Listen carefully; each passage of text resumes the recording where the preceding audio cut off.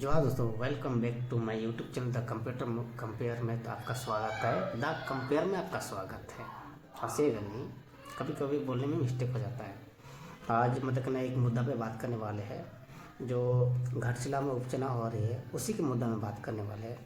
वहाँ पर गर्मा गर्मी का माहौल है कि किसको वोट दिया जाए, किसको वोट ना दिया जाए। वहाँ के JLK-MM के नेता मतलब ना जो भी है, रामदास मुर्मू जो प्रत्याशी खड़े हुए हैं, उनको मतलब ना वोट देने के लिए समझाने के चलते, गांव वालों को समझाने के चलते वहाँ से बहुत सारे JLK-MM के नेता आए हुए हैं समझाने के लिए। और उन लोग बोल रहे कि वोट इन्हीं को दिया जाए या किसी और को ना दिया जाए, किसी और को दिया जाने से क्या हानि होता है, क्या नहीं हानि होता है। वही बात को गांव वालों को, पूरा समुदाय वालों को, गांव वालों को, पूरा समुदाय वालों को समझा रहे हैं कि कहाँ वोट देना चाहिए।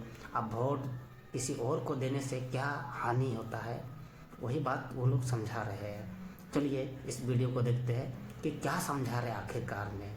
बस चलिए बढ़ते आगे।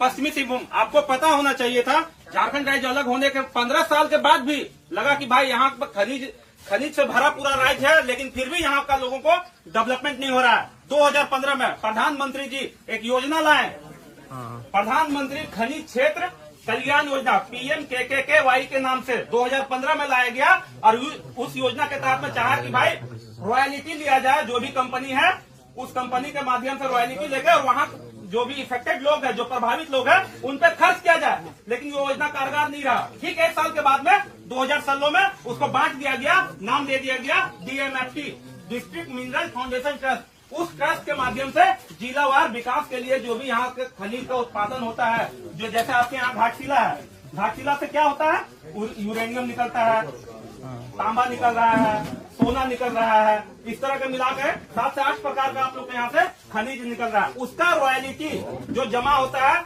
जिला मुख्यालय में, रॉयल्टी का 30%, अगर 100 रुपया कमाएगा 30 रुपया वहाँ जमा करना है आपके डेवलपमेंट के लिए। और ये पूरे कोल्हान प्रमंडल की बात करेंगे तो अब मिला के पश्चिमी सिंहभूम, सरायकेला और खरसावां मिला के 3810 करोड़ रुपया देता है मात्र 10 साल में। 2016 से लेकर के 2025 तक का ये डेटा है, ये रिकॉर्ड है। 3810 करोड़ रुपया दे रहा है।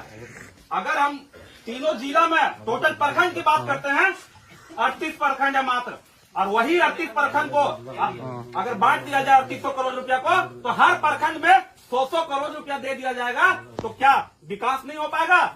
वो पैसा कहाँ है? उस पैसा का हिसाब कहाँ है? क्योंकि आपके नेता जो हम लोग के बीच में है, वो नेता विजनरी नहीं है, वो आपको देख नहीं रहा है भाई यहाँ का डेवलपमेंट को कैसे किया जाएगा। DMFT आया तो उसका पैसा कहाँ गया? उसमें से उस 10 साल का जो पैसा है 3810 करोड़ में से उसका आधा पैसा अभी खर्च हुआ है, 1800 करोड़ रुपया। और सक्षम नहीं खर्च करने में, भाई यहाँ क्यों नहीं खर्च कर रहा है, शिक्षा के नाम पे क्यों नहीं कर रहा है? तो ये दायित्व तो बनता है। और आपको पावर को, अपना जो हम लोग को खनिज मिला हुआ है, जो संसाधन मिला हुआ है, रोजगार तो आप उसी में खोजिएगा, दूसरा चीज में खोजिएगा क्या? आपके यहाँ जो चीज का बहुलता है, रोजगार आपको उसी में मिलना चाहिए। क्या आप लोग वहाँ पे रोजगार परख हैं? आपको पता है 1 ग्राम यूरेनियम कितना ग्राम कोयला के बराबर होता है? 1 ग्राम यूरेनियम जो है ना 4.5 टन के बराबर, माने 4500 किलो के बराबर, 4500 क्विंटल के बराबर 1 ग्राम मतलब यूरेनियम का पावर, कोयला का उतना क्वांटिटी रहेगा, तब जाके होगा। तो सोच लीजिए कि आपका वैल्यू कितना है। पर डे यहाँ पे 2160 टन यूरेनियम का जो है ना प्रोसेसिंग होता है, और सालाना 300 टन यूरेनियम प्रोसेस करके झारखंड जादू घोड़ा से बेचता है। तो क्या जादू घोड़ा सिर्फ दम झेलेगा यूरेनियम का दुष्प्रभाव का? कि उसमें रोजगार भी चाहिए आपको। एकत्रित होइए। तांबा का आपका बहुत सारा कॉपर का माइंस है जो आज बंद पड़ा हुआ है, उस बंद वाले माइंस को चालू करवाइए। आप हमारा साथ दीजिए, रामदास दादा का साथ दीजिए, टाइगर जयराम महतो जी का साथ दीजिए, देवेंद्र दा का साथ दीजिए। हम लोग रामगढ़ से चलते आए हैं, विजय दा, सुधीर अकेला दा, नवीन दा है, और बाकी यहाँ जो भी प्रखंड के लोग हैं, जो भी आपके क्षेत्र के निवासी हैं, आप उनको साथ दीजिए। आपका आवाज बनने के लिए हम लोग उतना दिन से आए हैं, उतना दूर से आए हैं, क्योंकि हम लोग कहीं ना कहीं पीड़ित हैं। हम लोग भी उस जगह से पीड़ित हैं, आप लोग भी यहाँ पे पीड़ित हैं। आपका स्थिति और भी दयनीय है, लेकिन अभी सेकेंड नंबर पे झारखंड में अगर कोई सबसे ज्यादा DMFT में फंड दे रहा है तो आपका परमंडल दे रहा है, और हम लोग फंड का वैसे ही डिस्ट्रीब्यूशन करेंगे। इक्वालिटी, इस परमंडल का पैसा है तो यहाँ का डेवलपमेंट में खर्च होगा। जो 3810 करोड़ रुपया है वो यहाँ खर्च होगा, घाटीला के लोगों के लिए खर्च होगा, वो आपके लिए खर्च होगा। तो अभी जागने का जरूरत है। आपको पता होना चाहिए एक विधायक का फंड साल में 5 करोड़ का रुपया रहता है, उसका कार्यकाल मात्र 5 साल का होता है। 25 करोड़ रुपया अमाउंट सेंक्शन करेगा, लेकिन बाकी सेंक्शन कहां से करवाएगा? यही विभाग है डीएमएफटी, जहां से अनुशंसित होगा। विधायक जी ही आपका काम का अनुशंसा करेंगे। अगर एक पढ़े लिखे विधायक को आप चुनेंगे, वही काम आपका 100 करोड़, मतलब आपको समझ रहे हैं 10 साल में सेंक्शन होना। अगर पर ईयर उस हिसाब से देखिएगा तो एक साल में आपको 10 करोड़ रुपया मिल रहा है। क्या आपका पंचायत के लिए 10 करोड़ कम है क्या?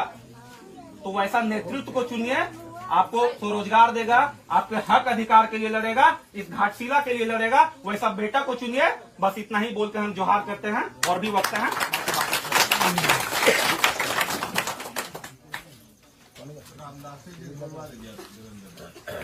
नहीं है बाकी और है। धन्यवाद दादा को, बहुत बहुत धन्यवाद जो से लेकर के कोलान तक का